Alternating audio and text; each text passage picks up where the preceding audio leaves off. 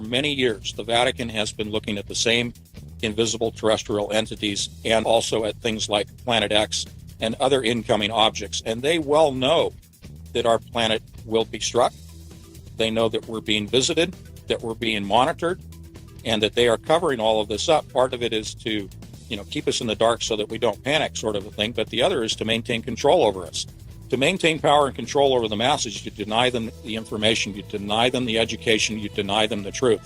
They are going, and I'll cut to the chase here, as I like to do, they will, in disclosure, say that we are being visited and have been visited by intelligent entities who, in fact, are the benevolent ancestors from the stars. I think that the disclosure will be that they are saying our ancestors have come here to rescue us from ourselves, to solve all of the world's problems. And we need to turn ourselves over to these ancestors, follow their lead, follow their technology, do whatever we're told, because they are benevolent. And it is quite the opposite. There is nothing benevolent about what is about to come upon this earth.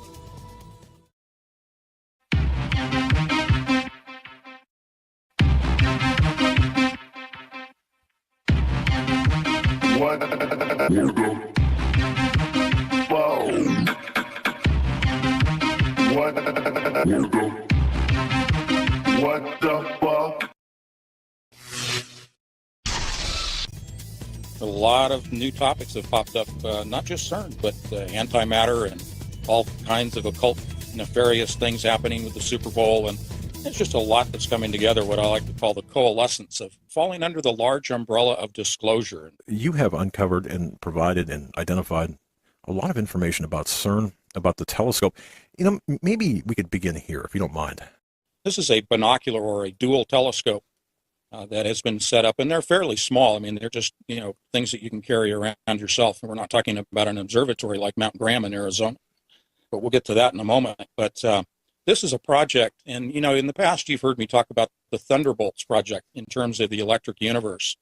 Well, this is a similar name in the sense it's called Thunder Energies Corporation. So, a little synchronicity going on with the names there. But Thunder Energies is out of Florida, and Dr. Santilli is the chief scientist at Thunder Energies Corporation, and he's the one who has been doing, I would say, about 50 years of research into antimatter itself and has developed his own mathematical language, which is a complete departure from the standard model of mathematical language of trigonometry and that sort of thing that is used in standard physics, standard science today to write out the theorems and the formula that we typically see in science.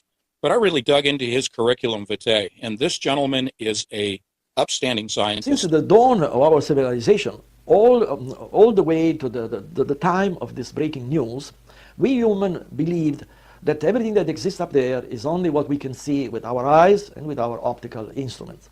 Well, things have changed now, because we have established the existence of entities existing in our terrestrial environment. And these entities are completely invisible to our eyes as well as to our optical instruments, but are fully visible with new instruments, therefore dramatically enlarging our conception of the perceivable universe with far-reaching possibility of future development and discoveries that perhaps are beyond our imagination at this time. He is counter. He is going against the mainstream science world. And of course, that fits with his study of antimatter and sort of a, graphical representation. But philosophically, he's really trying to uncover what the mainstream science world is trying to cover up. And he has actually filed lawsuits against other scientists who have tried to, slander his name and deny him funding in the grants process. But the long and short of it is this gentleman is on his own path of research. He is not hamstrung by mainstream science. He is looking outside the box. He is changing the paradigm of what we're looking at in the universe. And he has, just late last year, actually with thorough vetting and thorough peer review, has proven that he has detected antimatter, and as he calls them, antimatter entities. Yeah, in their photographic images, not only are they seeing dark streaks, but they're actually seeing light and dark objects that are moving on the photographic film. They are able to, and in some of their more scientific journal papers, they have been able to actually quantify what these entities are, how they're presenting themselves, in the sense of they are not emitting light. What they're actually doing, to varying degrees, and therefore whether they're dark or light, in varying degrees, they are annihilating matter. So as we've always heard from Star Trek, that if you bring matter and antimatter together, they destruct one another, they annihilate. Well, when that happens, there is energy released. This is very similar to a nuclear fission, not a fusion, but a fission type of reaction, where you're seeing the splitting of atoms, and then energy is released in the form of photons and gamma rays and alpha and beta rays. But anyway, the point is, they're light and dark because of the energy levels that they give off, depending on the type of annihilation and the type of material that they're encountering, causing that annihilation. But this is a whole new form of physics. The thing that is so important is that not only are we saying, hey, it appears that by definition they're seeing ghosts or spirits. I mean, that's monumental enough to say you can see spirits with a telescope. If he's defining it as an entity, it is possible that it's intelligent. And therefore we step into the world of woo, in which people talk about gray matter and black goo that other folks have been talking about, that is intelligent, according to the theories. We may be on the cusp of seeing antimatter defined as an intelligent goo. I think where we're going with the antimatter is more akin to the stories of black goo, and we've seen that represented in things like the X-Files and other movies and TV shows, and there's even of late been discussion of the gray goo. And some of that's even been related to CERN, my area of primary study, the gray goo being produced in the form of strangelets, or the quark gluon condensate, or the quark plasma that is produced at certain energy levels by the particle collider. So I'm beginning to see that there's some crossover in my areas of research.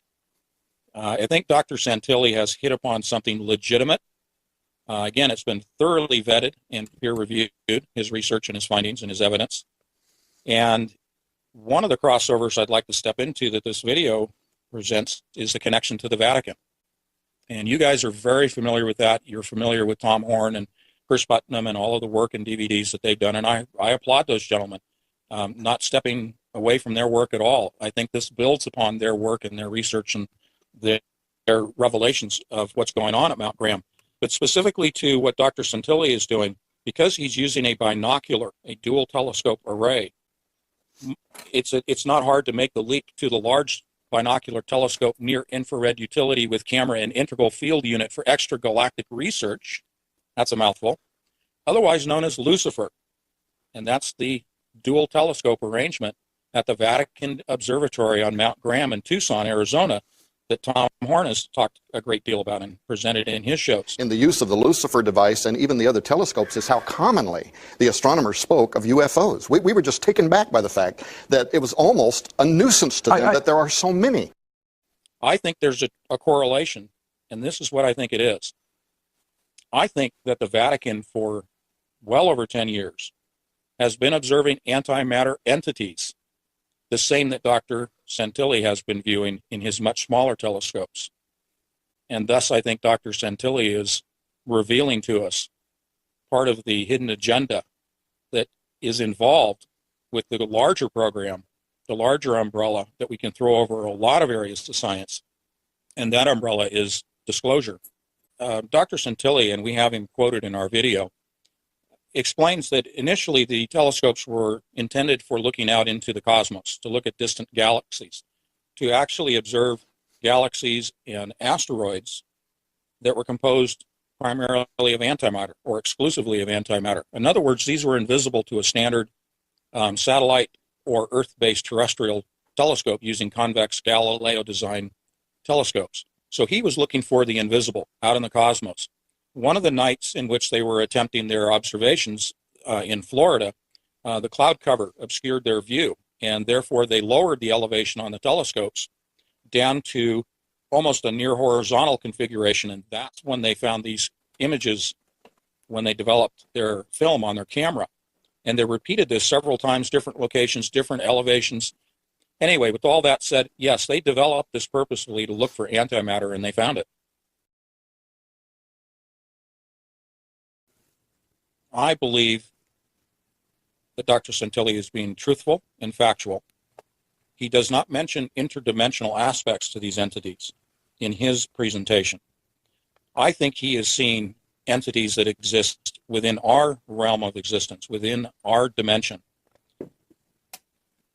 Based upon what he has presented, I will say that he is not looking at interdimensional entities. Is he looking at spiritual entities? Because he's purposefully using the word entity and defining it as an entity which is also defined as a ghost or a spirit. Now, if we want to make the leap, and I'll say this, if we can say that spirits can move from one dimension to another, that ghosts come from another dimension that we don't, with our senses, interact with on a normal, regular, daily basis, then I personally, and I'm not saying the doctor's saying this or you two guys, but I will say that it's not hard to make that leap to say that we are seeing entities coming from another dimension. Can I prove that with scientific facts, which is what I base all of my statements on, unless I say it's conjecture or it's, my own imagination. But when I present scientific information, I present it from journals, and it's cross-referenced and vetted. So if I'm making my own conclusion here that he is looking at an interdimensional entity or multiple entities, what is going on here in the greater scheme of things is to obfuscate, to cover up, to deny us the truth. Now, X-Files always talks about, the truth is out there. Well, it is. And I think the powers that be, however you want to define that, will go to great lengths to try to hide the truth from us. And in the case of, if we're talking about ITEs, and for many years, the Vatican has been looking at the same invisible terrestrial entities, and I think also at things like Planet X and other incoming objects. And they well know that our planet will be struck. They know that we're being visited, that we're being monitored, and that they are covering all of this up. Part of it is to, keep us in the dark so that we don't panic, sort of a thing. But the other is to maintain control over us. To maintain power and control over the masses, you deny them the information, you deny them the education, you deny them the truth. They are going to, and I'll cut to the chase here, as I like to do, they will, in disclosure, say that we are being visited and have been visited by intelligent entities who, in fact, are the benevolent ancestors from the stars. I think that the disclosure will be that they are saying our ancestors have come here to rescue us from ourselves, to solve all of the world's problems. And we need to turn ourselves over to these ancestors, follow their lead, follow their technology, do whatever we're told, because they are benevolent. And it is quite the opposite. There is nothing benevolent about what is about to come upon this earth. We are going to be fooled. They're going to try to fool us into believing that whoever these ancestors are that will manifest and how they'll present themselves, but they're going to try to fool us into believing that we have to follow whatever we're being told by these benevolent ancestors. And these are not benevolent, as I said. These are demonic entities.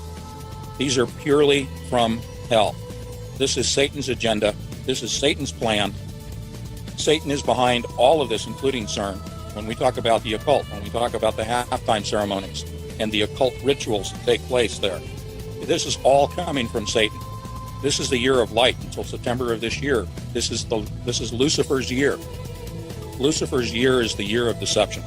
Is the grand disclosure, are the aliens, so to speak, going to show up this year? I won't be pinned down to say that, but it just might happen that way. We have a small problem. They've reopened the X-Files. Oh my god. What the fuck is this?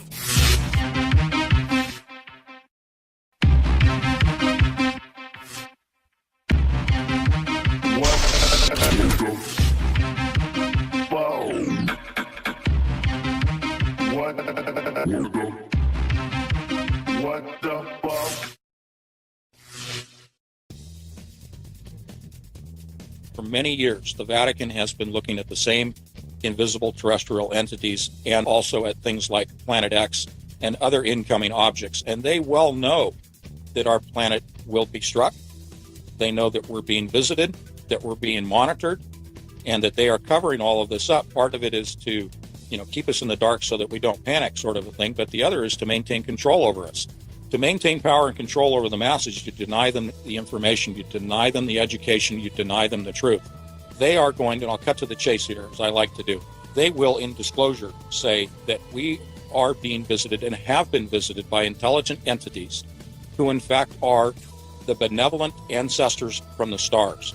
I think that the disclosure will be that they are saying our ancestors have come here to rescue us from ourselves, to solve all of the world's problems. And we need to turn ourselves over to these ancestors, follow their lead, follow their technology, do whatever we're told, because they are benevolent. And it is quite the opposite. There is nothing benevolent about what is about to come upon this earth.